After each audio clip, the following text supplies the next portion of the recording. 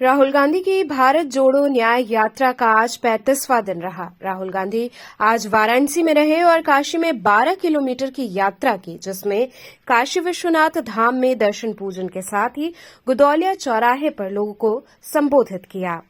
वाराणसी में राहुल गांधी की न्याय यात्रा गोलगड्डा से चलकर विशेषरगंज मैदागिन होते हुए काशी विश्वनाथ धाम पहुंची, जहां विधिवत पूजन अर्चन के बाद भारी भीड़ के साथ गुदौलिया चौराहे पर पहुंचे, जहां सभा हुई।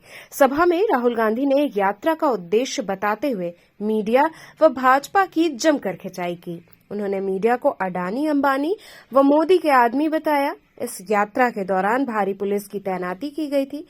प्रशासन के लोग भारी पुलिस बल के साथ यात्रा सफल बनाने में लगे थे। सभा के बाद यात्रा ने आगे की ओर प्रस्थान किया। खुली गाड़ी में राहुल गांधी के साथ प्रदेश अध्यक्ष अजय राय सहित बड़ी संख्या में कांग्रेस कार्यकर्ता उपस्थित थे। बता दें कि राहुल गांधी की भारत जोड़ो न्याय यात्रा शनिवार की दोपहर गुदौलिया चौराहा पहुंची। यहां उन्होंने जनता को संबोधित किया। इस दौरान मीडिया की भूमिका पर सवाल खड़ा किए। उन्होंने कहा कि हिंदुस्तान का मीडिया सच नहीं दिखाएगा। देश में नफरत और डर का माहौल है। देश को एक साथ लाना ही सच्ची भक्ति है। उन्होंने कहा कि इस यात्रा के दौरान मैंने कभी नफरत नहीं देखी। यहां तक कि भाजपा और आरएसएस के लोग भी यात्रा में आए। जैसे ही हमारे पास आए, उन्होंने हमसे अच्छे से बात की। ये देश तभी मजबूत होता है जब हम साथ मिलकर काम करते हैं। देश को एक साथ लाना ही देश के प्रति सच्ची भक्ति है। उन्होंने कहा कि इस वक्त देश में नफरत और डर का माहौल है। राहुल गांधी ने यात्रा का उद्देश्य बताते हुए मीडिया पर सवाल खड़े किए। मीडिया को अडानी, अंबानी व मोदी का आदमी बताया। कहा, नोटबंदी व जीएसटी की कमियों को कभी कोई नहीं दिखाएगा। राहुल गांधी ने कहा कि भारत जोड़ो यात्रा के दौरान किसानों व मजदूरों से मिलकर अपनी पीड़ा बताई थी। देश में अरबपति और गरीब समान टैक्स देते हैं, इसलिए भारत जोड़ो यात्रा में न्याय शब्द जोड़ा गया। इसके बाद राहुल गांधी का काफिला गिरजाघर होते हुए मंडवडी की तरफ रवाना हो गया। इस दौरान सीनियर लीडर जयराम रमेश, कांग्रेस प्रदेश अध्यक्ष अजय राय समेत कई नेता व कार्यकर्ता शामिल रहे। एक साल हुए मैं भारत जोड़ो यात्रा पे कन्याकुमारी से कश्मीर तक पैदल गया। 4000 किलोमीटर।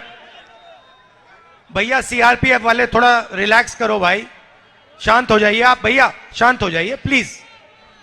तो 4000 किलोमीटर मैं पैदल चला। हजारों लोग हमारे साथ। इसको खींचो मत, हेलो, खींचो मत इसको। 4000 किलोमीटर हम चले, हजारों लोगों से मिला। और आपने देखा होगा कि लाखों लोग उस यात्रा पे चले। यात्रा में कोई गिरता था, धक्का लगता था, जैसे अभी लग रहा है। कोई गिरता था, एकदम भीड़ उसको उठा लेती थी, भीड़ उसकी रक्षा करती थी। किसान आए, मजदूर आए, व्यापारी, छोटे व्यापारी आए, बेरोजगार युवा आए। उन्होंने अपनी बात रखी। उनके दिल में जो दर्द था,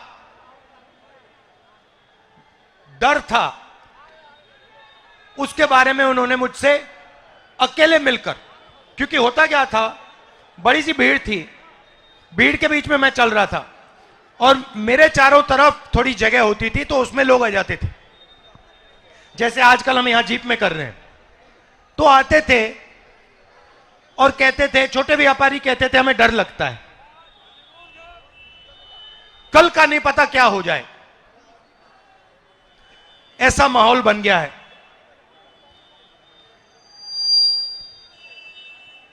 पूरी यात्रा में मैंने नफरत कहीं नहीं देखी। बीजेपी के लोग भी आते थे,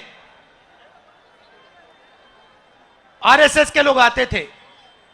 जैसे ही वो यात्रा में आ जाते थे, वो प्यार से बोलते थे। तो ये देश मोहब्बत का देश है, ये देश नफरत का देश नहीं है।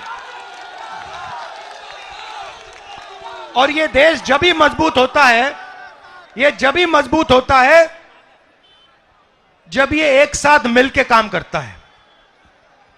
जैसे कोई भी परिवार में, आपका नाम क्या है?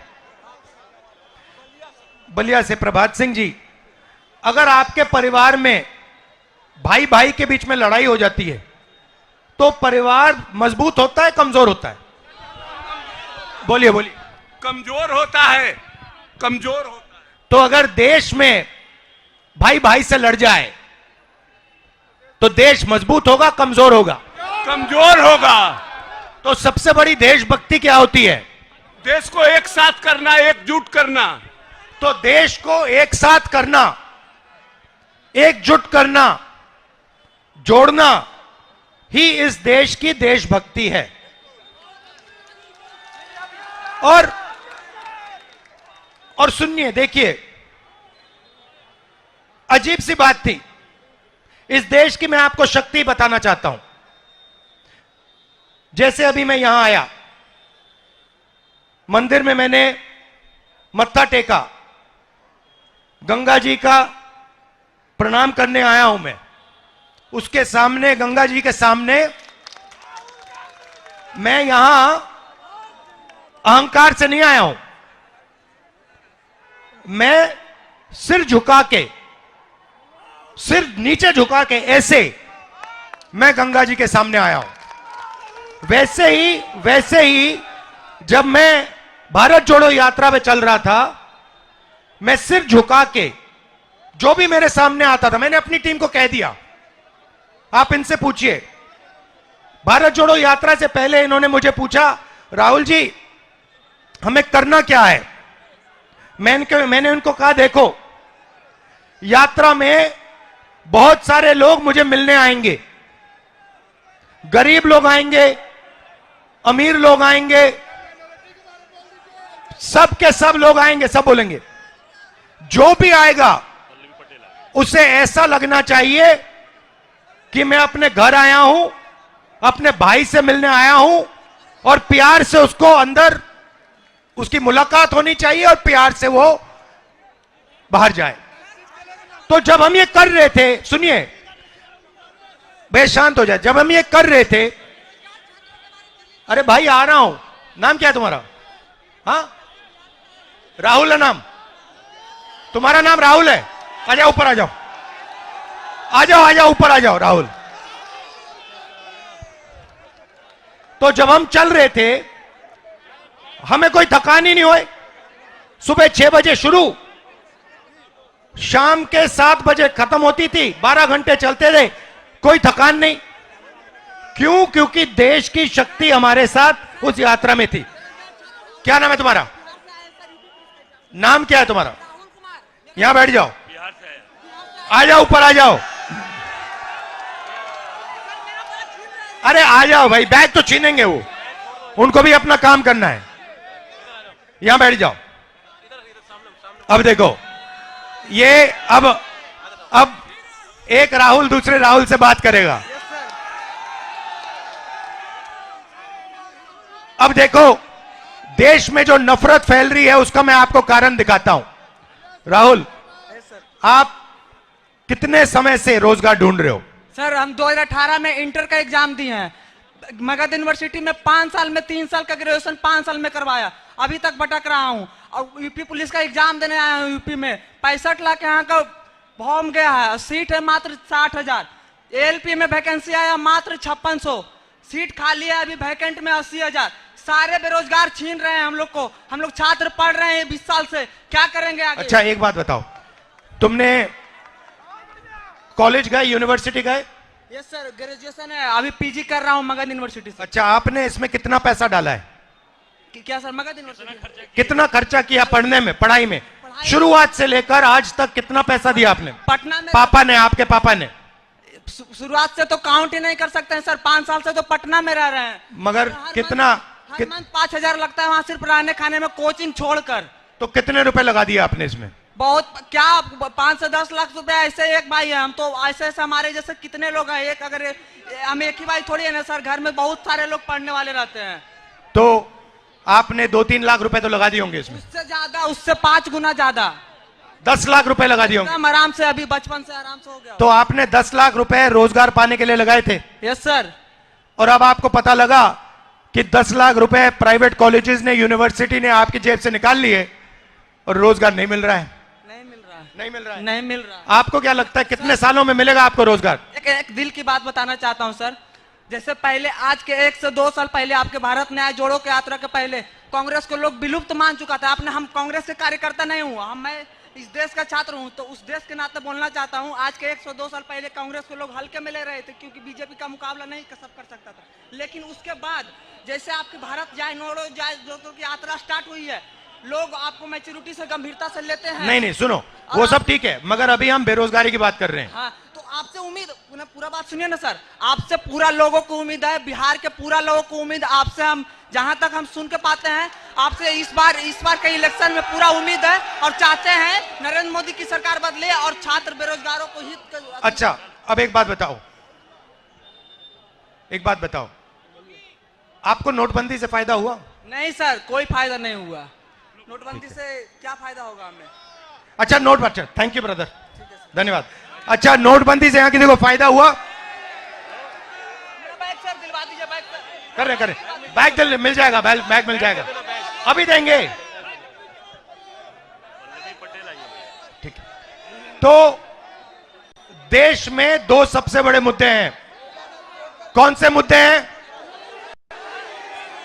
बेरोजगारी और दूसरा बेरोजगारी और अब जहां भी देखो आपको 2 हिंदुस्तान दिखेंगे, एक अरबपति वाला और एक गरीबों का हिंदुस्तान। सही? अब देखो, ये मीडिया वाले, ANI वाले, ये सब टीवी पकड़े हुए हैं यहां पे, इनको देखो, PTI, ANI, India today, network 10, network 12, network 14, ये किसके हैं बताओ जरा? ये अदानी जी के, अंबानी जी के, ये उनके हैं। अब ये इनका ये किसान के बारे में, मजदूर के बारे में, गरीब के बारे में ये कभी नहीं दिखाने वाले। ये कर ही नहीं सकते। इनके मालिक कहते हैं भैया नहीं, हिंदुस्तान के गरीबों के बारे में मीडिया में नहीं दिखाना। मीडिया में कुछ दिखाना है तो ऐश्वर्या राय को नाचते हुए दिखाना है, नरेंद्र मोदी जी को 24 घंटा दिखाना है, अमिताभ बच्चन को वहां पे दिखाना है। जो देश के मुद्दे हैं उनके बारे में नहीं बोलना। यहां पे छोटे व्यापारी हैं, इनमें से एक को जीएसटी और नोटबंदी से फायदा नहीं हुआ। यहां एक नहीं है जिनको नोटबंदी और जीएसटी से फायदा हुआ, मगर नोटबंदी और जीएसटी और जो इनको कष्ट उठाना पड़ रहा है, इसके बारे में मीडिया में, ANI में आपको कभी नहीं दिखाई देगा, हो ही नहीं सकता। इस देश में अदानी जी को एयरपोर्ट, हवाई जहाज, एयरलाइन, सारा का सारा एक के बाद एक पकड़ाया जाएगा। जीएसटी आप दोगे, जीएसटी देश का गरीब व्यक्ति देगा। भाई आपका नाम क्या है? मीडिया के हो? क्या नाम है आपका? ये आपने जो ये टी शर्ट पहनी है, कितने की ली आपने? 1100 रुपए की।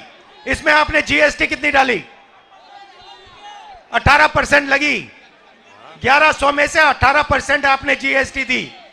अब अगर आपके मालिक जो अरबपति हैं, अगर वो यही शर्ट खरीदते तो वो कितनी जीएसटी देते? लाखों में देते। जितनी आपने दी उतनी देते, 18% देते। तो ये अन्याय है ना कि अरबपति भी उतना टैक्स दे रहा है जितना हिंदुस्तान का सबसे गरीब दे रहा है। तो इसीलिए भारत जोड़ो यात्रा में हमने अन्याय शब्द जोड़ दिया। मणिपुर से महाराष्ट्र तक ये यात्रा जारी है। आज हम उत्तर प्रदेश में हैं। आपने इतनी शक्ति हमें दी, इतनी मोहब्बत दी, इसके लिए दिल से आपका धन्यवाद करना चाहता हूं। आप सबका बहुत बहुत धन्यवाद। नमस्कार, जय हिंद।